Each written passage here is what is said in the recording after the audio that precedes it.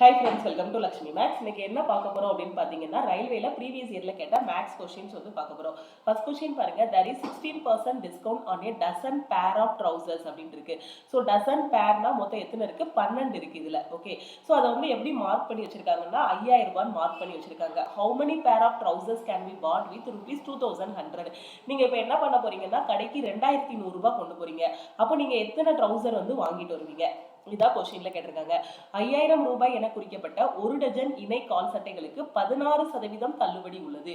அப்ப அதோட குறித்த விலை எவ்வளவு? 5000 ரூபாய். ஸோ 5000 ரூபாய்க்கு டிஸ்கவுண்ட் எவ்வளவு கொடுக்குறாங்க? 16% கொடுக்குறாங்க. அப்ப அதோட விற்ற விலை என்னவா இருக்கும்? 5000 இன்ட்டு, ஸோ டிஸ்கவுண்ட்னா 100ல இருந்து மைனஸ் பண்ணணும். ஸோ மைனஸ் பண்ணீங்கன்னா என்ன பண்ணணும்? 16 100ல இருந்து மைனஸ் பண்ணா 84. ஸோ 84 டிவைடட் பை 100 இருக்கும். இந்த ரெண்டு ஜீரோவும் உங்களுக்கு கட் ஆகிரும். ஸோ இது ரெண்டையும் மல்டிப்ளை பண்ணா என்ன வரும்? 84 இன்ட்டு 5 5 4 20 40 42. ஸோ இங்க ஒரு ஜீரோ இருக்கு. 4200 ரூபாய். அப்போ அதோட செல்லிங் பிரைஸ் எவ்வளோ அப்படின்னு பார்த்தீங்கன்னா 4200 ரூபாய். அப்போ நீங்க 4200 ரூபாய் கொண்டு போனீங்க அப்படின்னா ஒரு டஜன் ட்ரௌசர் வந்து வாங்கிட்டு வரலாம். ஓகேவா? ஆனா நீங்க எவ்வளோ கொண்டு போறீங்க அப்படின்னு பார்த்தீங்கன்னா, நீங்க கொண்டு போறது வெறும் 2100 ரூபாய் தான் கொண்டு போறீங்க. அப்போ நீங்க எத்தனை வாங்கிட்டு வருவீங்க? ரொம்ப சிம்பிளான லாஜிக் தான். 4200 ரூபாய் கொண்டு போனா ஒரு டஜன் வாங்கிட்டு வரலாம். ஒரு டஜன் அப்படிங்கிறது 12 ட்ரௌசர் வாங்கிட்டு வரலாம். அதே வெறும் 2100 ரூபாய் தான் கொண்டு போறீங்க கடைக்கு. 2100 ரூபாய் கொண்டு போனீங்கன்னா எவ்வளவு? 4200ல பாதி தான் 2100 ரூபாய். அப்ப 2100 ரூபாய் கொண்டு போனா எத்தனை ட்ரௌசர் வாங்கிட்டு வருவீங்க? 6 வாங்கிட்டு வருவீங்க. அப்படித்தானே? 4200க்கு 12 அப்படின்னா 2100க்கு எத்தனை கொடுப்பாங்க? 6 கொடுப்பாங்க. ஓகே, ஸோ அப்படி கண்டுபிடிக்கலாம். அப்படிதானே? ஸோ 4200க்கு பார்த்தீங்கன்னா ஒரு டஜன் 12 இது கொடுக்குறாங்க. அப்போ 2100 ரூபாய் இருக்கு. இந்த பக்கம் ரூபாய் எழுதிக்கோங்க, இந்த பக்கம் எவ்வளோ இருக்கு குவான்டிட்டி எழுதிக்கோங்க. அப்போ 2100 ரூபாய்க்கு எத்தனை? ஸோ கிராஸ் மல்டிப்ளை பண்ணி நீங்க பண்ணாலும் உங்களுக்கு ஆன்சர் 6 தான் வரப்போகுது. ஸோ இதை எக்ஸ்ன்னு வச்சுட்டு கிராஸ் மல்டிப்ளை பண்ணுங்க. 4200 equal into X equal to 12 into 2100 இருக்கும். ஓகே, ஸோ இப்போ நம்ம என்ன பண்ணணும்? X is equal to 12 into 2100. 4200க்கு 12. அப்போ 2100 ரூபாய்க்கு எத்தனை தான் கண்டுபிடிக்கும். ஸோ நமக்கு எக்ஸோட வேல்யூ தான் வேணும். ஸோ 12 இன்ட்டு 2100 டிவைடட் பை 4200ன்னு போடுவீங்க. 0 கட் ஆகிரும். 1 2 தடவை கட் ஆகும். ஸோ 6 2 12. ஸோ 6 ட்ரௌசர் வரும். இந்த மாதிரி நீங்க கால்குலேட் பண்ணியும் நீங்க 6 ட்ரௌசர் அப்படின்னு கண்டுபிடிக்கலாம். 4200க்கு 12 வாங்கணும் அப்படின்னா 2100க்கு எத்தனை எக்ஸ்ன்னு வச்சுட்டு கிராஸ் மல்டிப்ளை பண்ணியும் கண்டுபிடிக்கலாம். இல்ல பார்த்தாலே சொல்லிடலாம். என்ன பண்ணிடலாம்? 4200 ரூபாய் கடைக்கு கொண்டு போனேன் அப்படின்னா 12 ட்ரௌசர் வாங்கலாம். ஆனா நான் 2100 ரூபாய் தான் கொண்டு போறேன். 2100ங்கிறது 4200ல பாதி. அப்போ 2100க்கு எத்தனை? அந்த 12ல பாதி எவ்வளவு? வெறும் 6 ட்ரௌசர் தான் தருவாங்க. ஸோ 6ங்கிறது ஆப்ஷன் டி. ஓகே, கிளியரா? அடுத்த கொஸ்டின் பார்க்கலாமா? இந்த கொஸ்டின்ல பாருங்க, the selling price of an article is 4/3 times of its cost price. The gain percentage. ஒரு பொருளின் விற்பனை விலை அதன் அடக்க விலையை விட 4/3 மடங்காகும். லாப சதவீதம் என்னன்னு கேட்டிருக்காங்க. ஸோ விற்பனை விலை எதுக்கு ஈக்குவல்? 4/3. அடக்க விலையை விட 4/3 மடங்கு. ஸோ அடக்க விலை இன்ட்டு 4/3 இப்படி எழுதலாமா? அதாவது selling price equal to 4/3 cost price. இதுதான் கொஸ்டின்ல சொல்லியிருக்காங்க.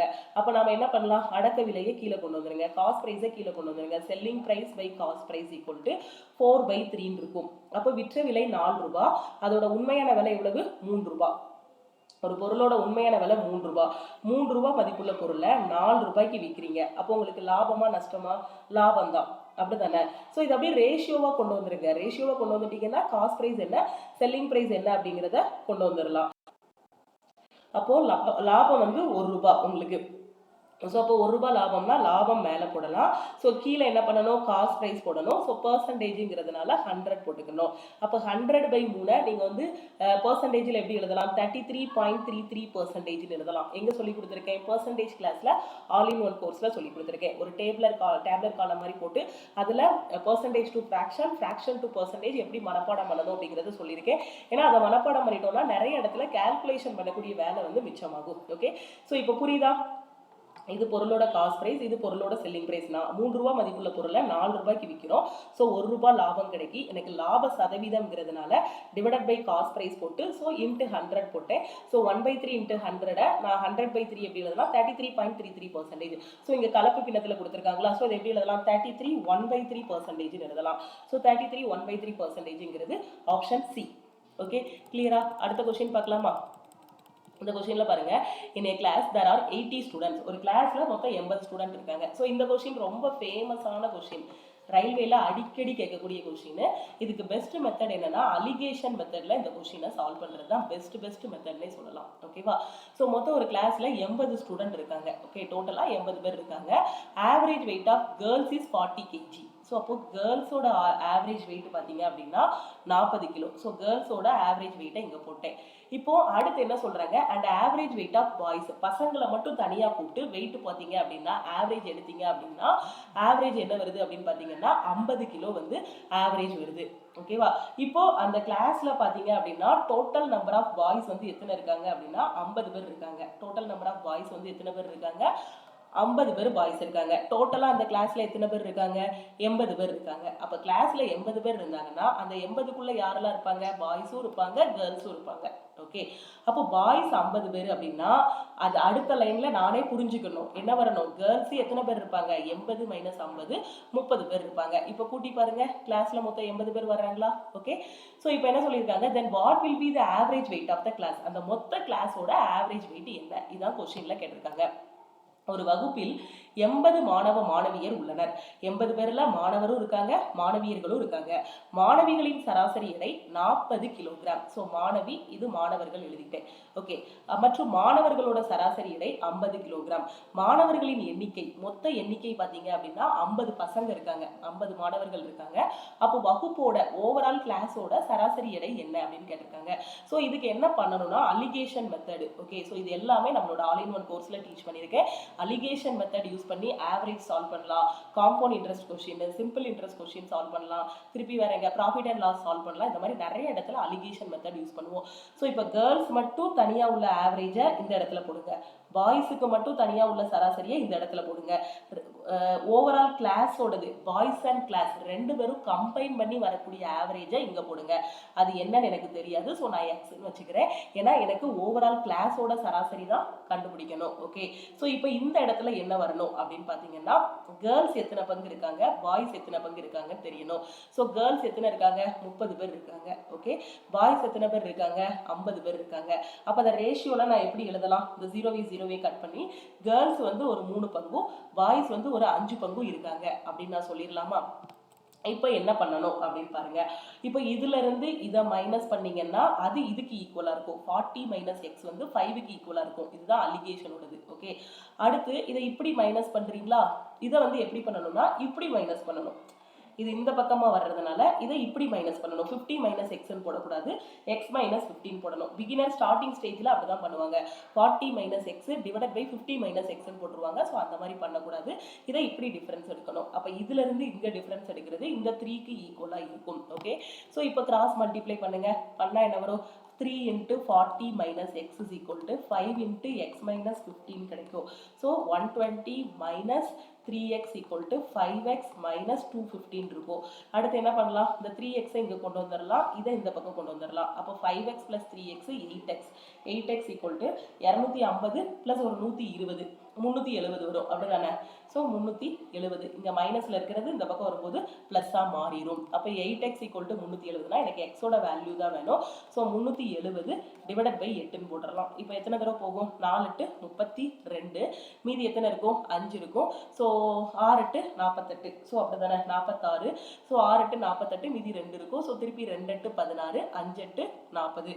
ஸோ 46.25 இதுதான் என்னது? ஓவரால் கிளாஸோட ஆவரேஜ். ஸோ 46.25 அப்படிங்கிறது ஆப்ஷன் ஏ. புரியுதா? ஸோ இதை நார்மல் மெத்தட்ல போடாதீங்க, கொஞ்சம் கஷ்டமா இருக்கும். ஸோ பெஸ்ட் மெத்தட் என்னன்னா அலிகேஷன் மெத்தட்ல இதை சால்வ் பண்ணிருங்க. ஓகே, அடுத்த கொஸ்டின் போலாமா? இந்த கொஸ்டின்ல பாருங்க, a train of 150 meters crosses a bridge of 300 meters in 30 seconds. In how much time will this train cross a second train coming from the opposite direction having a length of 200 meters and running at a speed of 36 km/h? என்ன சொல்லியிருக்காங்கன்னு புரியுதா? 150 metre நீளமுள்ள ரயில், ஒரு train இருக்கு. அந்த ட்ரெயினோட length பார்த்தீங்க அப்படின்னா 150 metre. Okay, so இது வந்து 300 மீட்டர் பாலத்தை கடக்குது. நான் ஏற்கனவே டைம் அண்ட் டிஸ்டன்ஸ் கான்செப்ட்ல சொல்லி கொடுத்துருக்கேன். நம்ம ஆப்ல என்ன சொல்லி கொடுத்துருக்கேன்? ஒரு ட்ரெயின் ஒரு பாலத்தை கடக்குது. ஒரு பிரிட்ஜை கடக்குது, ஒரு பிளாட்ஃபார்மை கடக்குது அப்படின்னா அந்த இடத்துல உங்களுக்கு டிஸ்டன்ஸுங்கிறது யாருன்னா ட்ரெயினோட லென்த்து ப்ளஸ் அந்த பிளாட்ஃபார்மோட லென்த்து இல்லைன்னா அந்த பிரிட்ஜோட லென்த்து அப்படின்னு நான் சொல்லியிருக்கேன். அப்படிதானே? ஸோ அப்போ இங்கே ட்ரெயின் ஃபஸ்ட்டு யாரை கடக்குது? ஒரு பாலத்தை கடந்து போகுது ட்ரெயின் வந்து. அப்போ ஒரு பாலத்தை கடக்குதுன்னா இந்த இடத்துல speed equal to distance divided by டைம்னு நமக்கு தெரியும். டிஸ்டன்ஸுங்கிறது யாரு? ட்ரெயினோட லென்த்து ப்ளஸ் பாலத்தோட லென்த்து. ட்ரெயினோட லென்த்து 150, பாலத்தோட லென்த் எவ்வளவு? 300. அப்போ 150 ப்ளஸ் 300ன்னு போட்டுடலாமா டிஸ்டன்ஸு. எவ்வளோ நேரத்துக்குள்ளே கிடக்குது? 30 வினாடிகளில் கிடக்குது. So distance divided by time, இதுதான் என்னது? அந்த ட்ரெயினோட ஸ்பீடு. ஸோ டிவைடட் பை 30 போட்டிங்க அப்படின்னா ட்ரெயினோட ஸ்பீடு என்னன்னு தெரிஞ்சிடும். ஓகே, ஸோ இப்போ ட்ரெயினோட ஸ்பீடு இதில் கண்டுபிடிச்சிடலாமா? 300 ப்ளஸ் 150 450, 450 பை 30ன்னு போட்டுடலாம். ஸோ ஒரு ட்ரெயினோட ஸ்பீடு என்ன வரும்? 15 மீட்டர் பெர் செகண்ட் கிடைக்கும். இதுதான் என்னது? இந்த ட்ரெயினோட ஸ்பீடு. இப்போ என்ன ஆகுதுன்னா 200 மீட்டர் நீளமும் மணிக்கு 36 கிலோமீட்டர் வேகத்தில் ஓடும் இரண்டாவது ரயிலை எதிர் திசையில் இருந்து வரும் இந்த ரயில் எவ்வளவு நேரத்தில் கடக்கும்? ஃபர்ஸ்ட் இந்த ட்ரெயின் என்ன பண்ணுதுன்னா ஒரு பாலத்தை கடக்குது. இது பாலத்தை கடக்கும் போது அதோட ஸ்பீடை நாம கண்டுபிடிச்சாச்சு. இப்போ இதே ட்ரெயின் என்ன பண்ணுதுன்னா இங்க இருந்து இந்த ட்ரெயின் இப்படி போயிட்டு இருக்கு, இன்னொரு ட்ரெயின் இப்படி வந்துகிட்டு இருக்கு. ரெண்டு பேரும் இவன் இந்த டைரக்ஷன்ல போறான், இவன் இந்த டைரக்ஷன்ல வரான். இப்போ இந்த ட்ரெயினை என்ன பண்ணுது? ஓவர்டேக் பண்ணுது. ஓகேவா? இதை வந்து கடந்து போகுது. ஸோ இதை கடந்து போகுதா? ஸோ அந்த கடந்து போகிறது எவ்வளோ நேரத்தில் கடக்கும்னு கேட்டிருக்காங்க.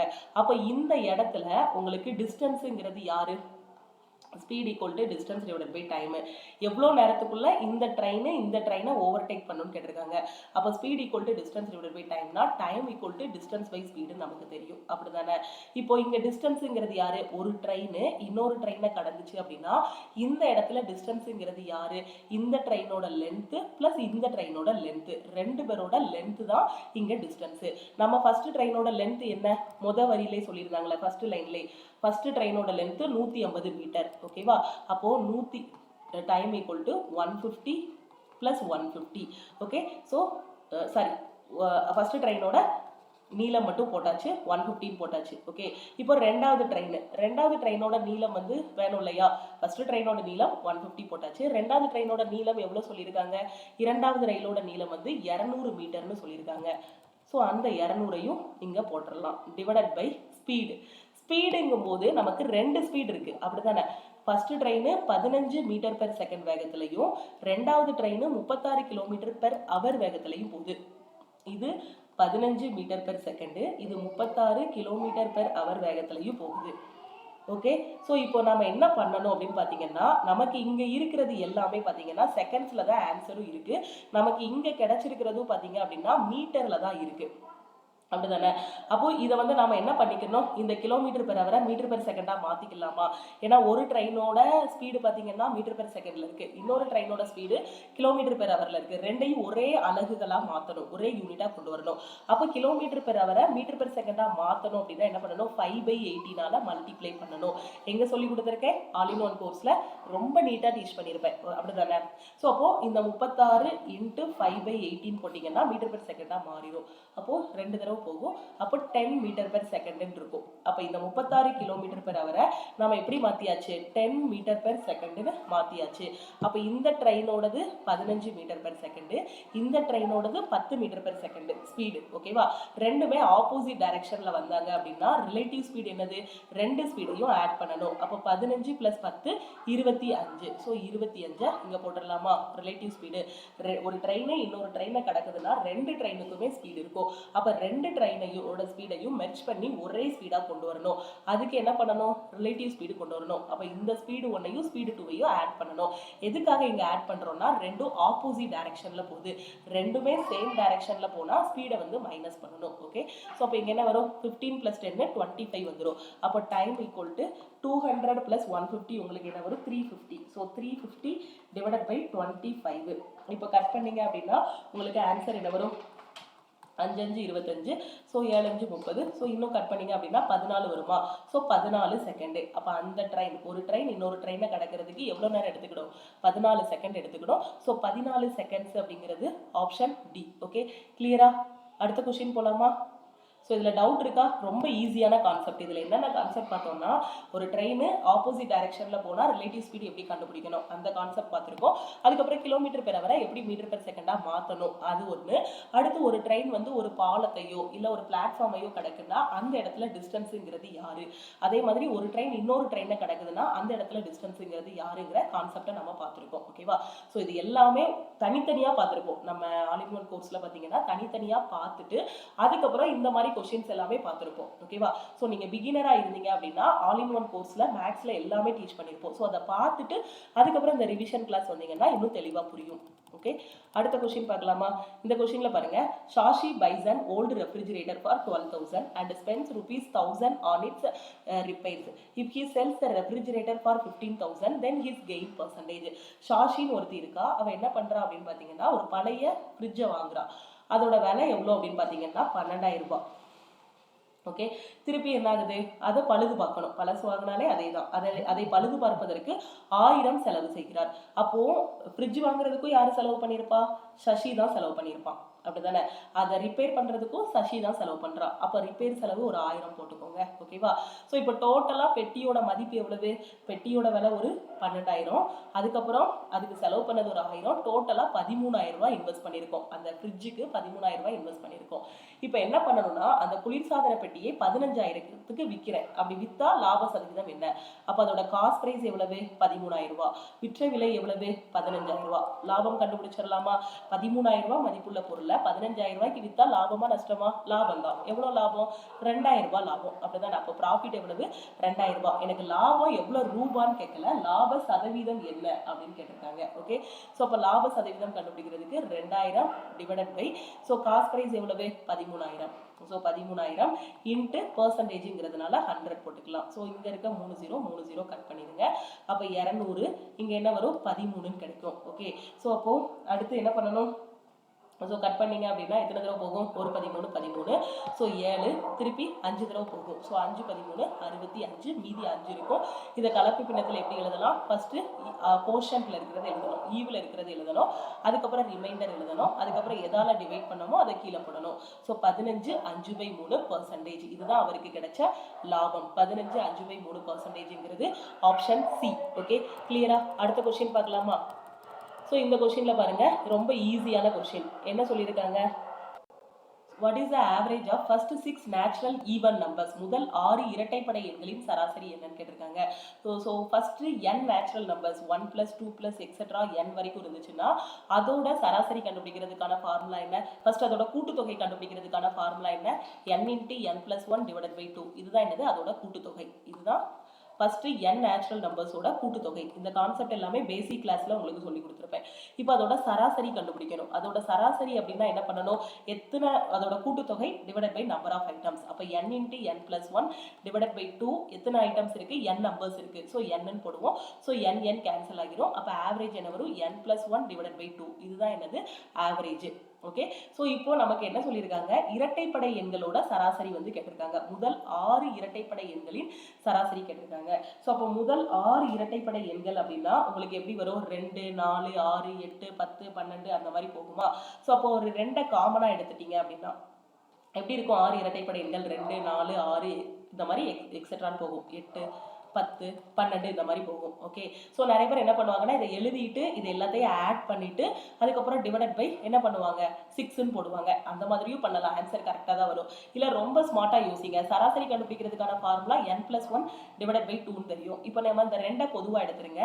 இந்த 2 பொதுவாக எடுத்துட்டீங்கன்னா இதை எப்படி எழுதலாம்? 1 + 2 + 3 + 4 + 5 + 6ன்னு எழுதிடலாமா? முதல் 6 எண்கள் இயலெண்களோட மாதிரி கிடைச்சிருமா? 1 + 2 + n வரைக்கும் இருந்துச்சு அப்படின்னா சராசரி கண்டுபிடிக்கிறதுக்கு n + 1 / 2. இங்க 2 காமனா எடுத்துட்டீங்கன்னா first n natural numbers 6 natural numbers மாதிரி ஃபார்மட்ல வந்துருமா? ஸோ இது எல்லாமே மைண்ட்லேயே நீங்க கொண்டு வந்துடணும். இப்போ புரியணுங்கிறதுக்காக தான் 1 by 1 நான் எழுதி காட்டுறேன். அப்போ இந்த இடத்துல பாத்தீங்க அப்படின்னா ஸோ இந்த ஸ்டெப் எல்லாம் பார்த்தீங்கன்னா இதை பார்த்ததுமே என்ன பண்ணிடலாம்? 2 காமனாக எடுத்துட்டோம்னா 1 + 2 + 3 6 வரைக்கும் வரும். ஓகே, ஸோ அப்போ n + 1 / 2. n-ங்கிறது என்னது? இந்த லாஸ்ட் டேர்ம் தான் நாம n-ன்னு சொல்லுவோம். அப்போ n வந்து என்னது உங்களுக்கு? n வந்து 6. ஸோ 6 + 1, வெளியே ஒரு 2 இருக்கு, மறந்துடாதீங்க. ஓகே, வெளியே ஒரு 2 இருக்கு, அதை அப்படியே போட்டுக்கோங்க. n-ங்கிறது 6 + 1 டிவைடட் பை 2. ஸோ இந்த ரெண்டையும் கட் பண்ணி விட்டுறலாம். ஸோ 6 + 1 7. அப்போ இந்த கொஸ்டினுக்கான ஆன்சர் என்ன? 7. இது எல்லாத்தையும் ஆட் பண்ணிட்டு டிவைடட் பை 6 போட்டாலும் 7 தான் ஆன்சர் வரப்போகுது. இல்லை கொஞ்சம் ஸ்மார்ட்டாக யோசிங்க. அதோட சராசரி n+1 டிவைடட் பை 2. ஸோ இதில் 2 காமன் எடுத்துட்டோம்னா இந்த ரெண்டையும் கட் பண்ணிடலாம். அப்போ n+1. அப்போ 6 + 1 7. அதுதான் இந்த கொஸ்டினுக்கான ஆன்சர். ஓகே, கிளியரா புரியுதா? அடுத்த கொஸ்டின் போலாமா? இந்த கொஸ்டின் பாருங்க, ரொம்ப ஈஸியான question. 3:5 = x:75. What is the value of எக்ஸ்ன்னு கேட்டிருக்காங்க. அப்போ 3:5 3/5ன்னு எழுதலாம். x/75. எக்ஸோட வேல்யூ தானே கண்டுபிடிக்கணும். எக்ஸை மட்டும் வச்சுக்கோங்க, நம்பர் எல்லாம் அந்த பக்கம் கொண்டு போங்க. இல்லைன்னா கிராஸ் மல்டிப்ளை பண்ணுங்க ஃபர்ஸ்ட். அப்போ 5x = 3 × 75ன்னு கிடைக்கும். இதுல இருந்து எக்ஸோட வேல்யூ என்ன வரும்? 4 5 15 5 75. ஸோ 15 × 3 45. ஸோ இதுதான் என்னது? எக்ஸோட வேல்யூ. அப்போ எக்ஸோட வேல்யூ 45. 45ங்கிறது ஆப்ஷன் பி. ஓகே, கிளியரா? ஸோ இந்த மாதிரி நிறைய கொஸ்டின்ஸ் வந்து இருக்கு ப்ரீவியஸ் இயர்ல கேட்ட கொஸ்டின்ஸ். ஸோ இது எல்லாமே நம்ம 1 by 1 ஒவ்வொரு கிளாஸ்லையும் நம்ம வந்து டிஸ்கஸ் பண்ணலாம். ஓகே, ஸோ ரிமைனிங் இருக்கக்கூடிய கொஸ்டின்ஸ் எல்லாத்தையும் நம்ம வந்து அடுத்த கிளாஸ்ல பார்க்கலாம். இந்த வீடியோ பிடிச்சிருந்தது அப்படின்னா லைக் பண்ணுங்க. உங்களுக்கு டவுட்ஸ் இருந்துச்சு அப்படின்னா கமெண்ட் பண்ணுங்க. உங்க ஃப்ரெண்ட்ஸும் எக்ஸாமுக்கு ப்ரிப்பேர் பண்றாங்க அப்படின்னா மறக்காம அவங்களுக்கும் இந்த வீடியோவை ஷேர் பண்ணுங்க. நீங்க இன்னும் லக்ஷ்மி மேக்ஸ் ஆப்பை டவுன்லோட் பண்ணல அப்படின்னா பிளே ஸ்டோர்ல போய் லக்ஷ்மி மேக்ஸ் ஆப்பை டவுன்லோட் பண்ணிக்கோங்க. ஸோ அதே மாதிரி நம்ம ஆப்ல பாத்தீங்க அப்படின்னா ஆல் இன் ஒன் கோர்ஸோட பிரைஸ் வந்து நாளைக்கு சேஞ்ச் ஆக போகுது. இன்னைக்கு தான் லாஸ்ட் டேட். ஸோ நீங்க வந்து 1499ல ஆல் இன் ஒன் கோர்ஸ்ல ஜாயின் பண்றதா இருந்தீங்க அப்படின்னா இன்னைக்கே கிளாஸ்ல வந்து ஜாயின் பண்ணிக்கோங்க. ஓகேவா? ஸோ நீங்க ஒரு பிகினரா இருக்கீங்க, ரயில்வே எக்ஸாம் ஃபர்ஸ்ட் அட்டெம்ப்ட்ல நான் கிளியர் பண்ணணும், எஸ்எஸ்சி எக்ஸாம் நான் ஃபர்ஸ்ட் அட்டெம்ப்ட்ல கிளியர் பண்ணணும், காம்படிட்டிவ் எக்ஸாமுக்கே நான் புதுசா இருக்கேன், எனக்கு எப்படி படிக்கணும்னு தெரியல அப்படின்னு சொல்லக்கூடிய ஸ்டூடெண்ட் நம்ம ஆப்ல இருக்கக்கூடிய ஆல் இன் ஒன் கோர்ஸ்ல ஜாயின் பண்ணிக்கோங்க. இதுல உங்களுக்கு எல்லாமே கவர் ஆகும். ஓகேவா? ஸோ இதுல எப்படி ஜாயின் பண்ணணும் அப்படின்னா பிளே ஸ்டோர்ல போய் நம்மளோட லக்ஷ்மி மேக்ஸ் ஆப்பை டவுன்லோட் பண்ணிக்கோங்க. ஸோ டவுன்லோட் பண்ணதும் இந்த மாதிரி உங்களுக்கு ஓப்பன் ஆகும். இதில் உங்களோட மொபைல் நம்பர் என்ட்ரு பண்ணுங்க. Okay, so mobile number enter பண்ணதுக்கு அப்புறமா பார்த்தீங்கன்னா அதுக்கு ஒரு ஓடிபி வரும். அந்த ஓடிபி என்ட்ரு பண்ணிட்டு நீங்கள் வந்து லாகின் பண்ணிக்கோங்க. ஸோ லாகின் பண்ணதுக்கப்புறம் உங்களுக்கு ஃப்ரீ மெட்டீரியல்ஸ் வேணும் அப்படின்னா இந்த மாதிரி ஒரு கோடு இருக்கும், 3 கோடு இருக்கும். இதை கிளிக் பண்ணீங்க அப்படின்னா அதில் ஃப்ரீ மெட்டீரியல்ஸ் வரும். ஸோ அதை கிளிக் பண்ணி உங்களுக்கு தேவையான புக்ஸ் எல்லாமே ஃப்ரீயாகவே நீங்கள் டவுன்லோட் பண்ணிக்கலாம். ஓகேவா? இல்லை நீங்கள் கோர்ஸில் ஜாயின் பண்ணணும் அப்படின்னா நீங்கள் லாகின் பண்ணதுக்கு அப்புறமா உங்களுக்கு நம்ம ஆப்ல இருந்து welcome to Lakshmi Max community அப்படின்னு ஒரு மெசேஜ் வரும். ஸோ அதில் I want to join all in one கோர்ஸ்ன்னு ஒரு மெசேஜ் அனுப்புனீங்க அப்படின்னா டீம்ல இருந்து காண்டாக்ட் பண்ணிட்டு எப்படி ஜாயின் பண்ணணும் அப்படிங்கிறத சொல்லுவாங்க.